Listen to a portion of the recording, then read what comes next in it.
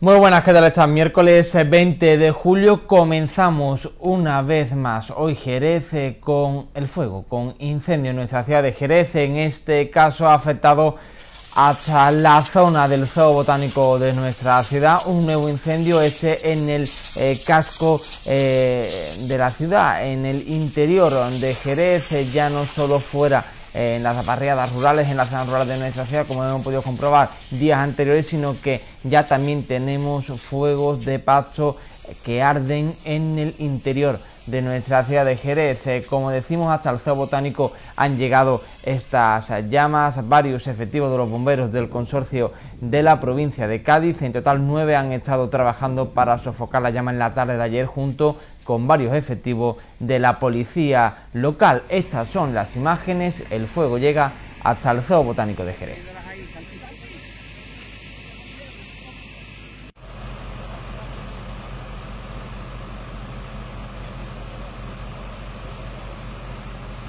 Y esas son las imágenes que se vuelven a repetir en nuestra ciudad de Jerez, una imagen lamentable. El fuego está presente en nuestra ciudad y esperemos que pare ya, que pare de arder todos esos rastros. Vamos a profundizar en este tema porque son muchos los que nos preguntan que si se están investigando, que si hay culpables, que si son intencionados, que si no, y sobre todo vamos a dejar las bases bien claras. Bueno, el Código Penal, ¿qué es lo que dice al respecto de estos incendios supuestamente provocados? ¿Cuáles son las penas por provocar un incendio? Hablamos con Mario Neupaver, profesor de Derecho Penal en la Universidad de Cádiz. Muy buenas, ¿qué tal? Muy buenas, Adrián, como siempre encantado de estar aquí. Bueno, ¿hay algunas penas? ¿Cuáles son las penas para todas aquellas personas que provoquen incendios? Efectivamente, para los incendios provocados, los distintos de aquellos, por ejemplo, que cae un rayo y cae en una finca, pues eso queda fuera del Código Penal.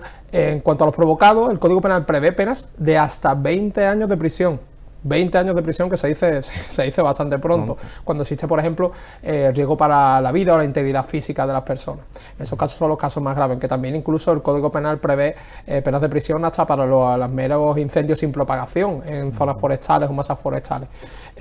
Recordamos además que las penas para el incendio, ves que las del homicidio van de los 10 a 15 años. Estamos hablando de penas de penas que dentro del catálogo de penas de prisión del Código Penal son de las más altas. Además, el Código Penal, pues eso distingue si existe riesgo para la vida, la integridad física de la persona, si estos incendios, por ejemplo, se provocan en zonas o masas forestales, e incluso permiten a los jueces y tribunales impedir que se recalifique el suelo durante los 30 años siguientes al incendio, que puede ser pues muy útil en determinados casos en los que los incendiarios lo que busquen es esa posibilidad de utilizar esos terrenos para otras cosas el día de mañana. Todo esto está recogido en el artículo 351 del Código Penal y, bueno, como estás comentando, se divide en varios puntos, ¿no? Riesgo para la vida, gran daño ecológico y sin propagación, ¿no? Y ahí también están sentadas las penas para cada tipo de incendio. Efectivamente, tenemos los 351 y siguientes, tenemos esa distinción, pues hay supuestos en los que se prevé, por ejemplo, penas inferiores en grado, en los casos en los que pues el incendio, por sus circunstancias y las circunstancias del hecho y las circunstancias del incendio, pues no revista tal gravedad. Pero ya te digo, incendios como los que estamos tristemente viendo en los medios de comunicación se pueden plantar perfectamente en esos 20 años de prisión. Y es que además tenemos que tener en cuenta que todo esto se da siempre que exista un proceso penal que acabe con una sentencia condenatoria, que no suele ser la tónica habitual. Cuando existe, pues tenemos en cuenta que tenemos un proceso penal con todas las garantías para el pirómano o el incendiario, que el día de mañana, tras su largo recorrido judicial, pueda acabar en una sentencia condenatoria o no, o puede acabar incluso en una sentencia condenatoria que conlleve algún tipo de eximente, por ejemplo un trastorno psíquico en el pirómano o en el incendiario, que dé lugar a que luego incluso no entre en prisión o entre, sin embargo, en un centro psiquiátrico, por ejemplo. Bueno, tenemos la última memoria de la Fiscalía General del Estado. En el año 2020 se recoge que la Guardia Civil investigó 3.339 incendios forestales. Entre todo eso hubo 437 detenidos. Es complicado, ¿no?, buscar y dar con el autor de los incendios. Es que tenemos que tener en cuenta que los incendios provocados muchas veces las pruebas se queman. Imagínate, por ejemplo, el pirómano incendiario que compra la gasolina con la tarjeta de crédito, cuestiones así similares, que eso sí que se podría rastrear, pero ya lo vemos, tantos incendios y tan pocos detenidos. Pero es que el problema no solo acaba ahí, el problema es que luego esos detenidos tienen que pasar por un proceso penal que dé lugar a una sentencia condenatoria. Y dentro, además, de este proceso penal, con reformas como la del 2015, que excluía, por ejemplo, del ámbito del tribunal del jurado estos procedimientos, pues sí que se pueden enjuiciar mejor estos delitos, por ejemplo. ¿Por qué? Porque antes, con la reforma previa al 2015, pues estos incendios pues tenían que pasar por una instrucción, una investigación del juzgado, y luego se tenía que conformar un jurado de 9 personas para enjuiciar estos hechos, cuando son delitos que por su idiosincrasia, por la forma, por su propia naturaleza, hasta cierto punto es más correcto que lo puedan enjuiciar tribunales o juzgados ordinarios. Me hablas que hay una reforma en el año 2015, ¿hay más reformas? ¿Se ha ido reformando el Código Penal? El Código Penal, como muchos otros supuestos, el Código Penal para lo único que se reforma es para aumentar las penas. Parece que es la panacea. Parece que todo se soluciona subiendo las penas, y ya vemos y podemos comprobarlo siguiendo la tónica de incendios que existen, que aumentar las penas rara vez sirve. De lo que sirve es, por ejemplo, reformas como la del 2015, que atribuyó a los juzgados y tribunales ordinarios la investigación y enjuiciamiento de estos procedimientos, o incluso, por ejemplo, pues dotar de más medios a los equipos de investigación especializados, como por ejemplo los de la Guardia Civil, para que puedan luchar con más medios contra esta lacra. Bueno, una pregunta que hacemos todos y que también nos trasladan: oye, ¿quién paga ahora todos estos daños, estos incendios? ¿Quién los paga? ¿El Código Penal qué dice al respecto? El Código Penal, como con cualquier otro delito, impone la responsabilidad civil de ex delito al autor de los hechos. Entonces tenemos que diferenciar qué incendios son provocados y qué incendios son naturales.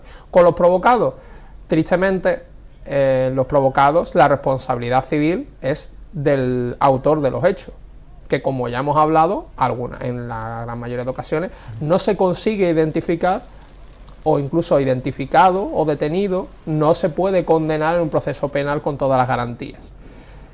Y entonces, digamos, esta persona pues acaba saliendo impune. O en otros casos, los que sí que se ve condenado, el patrimonio personal de esta persona no es suficiente para dar cuenta de todas las indemnizaciones a las que tiene que hacer frente. ¿Por qué? Porque los incendios, este delito, da lugar luego a una gran cantidad, digamos, de daños, además por su fácil propagación, además en nuestras zonas forestales, que eso debe abonarse. Y claro, igual el patrimonio de una persona que lo único que tiene es un inmueble, por ejemplo, pues eso, no sé, imagínate, 200.000, 300.000 euros, igual no pueden dar cuenta de una gran cantidad de hectáreas que han sido calcinadas.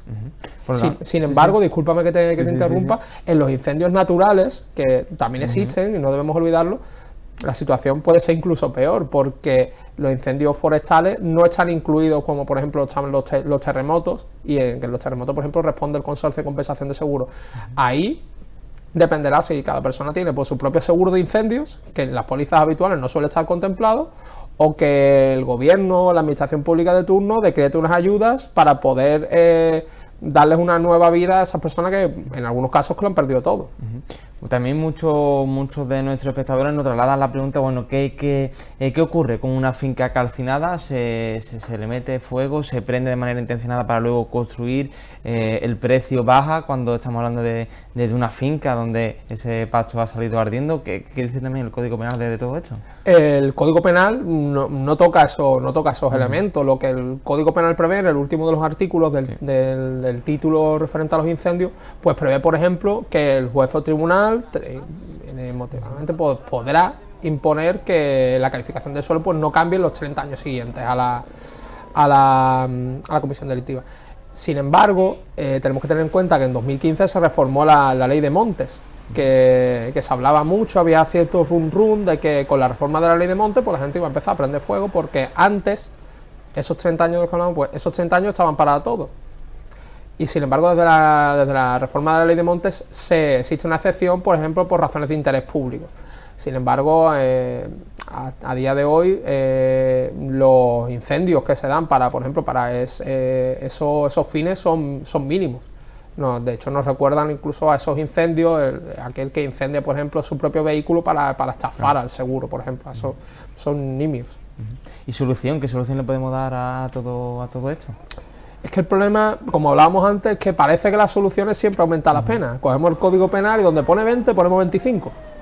Y a esos 400 detenidos que luego acaban 100 en prisión, en vez de 20 van a estar 25 años. Pero es que los 400 siguientes que se detengan, que habrán cometido otros tantos incendios, pues van a enfrentarse a un Código Penal más duro y ya está. Es que parece que es la panacea. Sin embargo, vemos rara vez mayor inversión de recursos públicos o privados en acomodar las zonas forestales para que esto no ocurra. ¿Por qué? Porque es muy fácil decir, pues subimos las penas. ¿Por qué? Porque es que subir las penas no cuesta dinero. Reformamos una ley donde pone 20, pone 25. Al final siempre tomamos decisiones que no cuestan recursos públicos a la administración.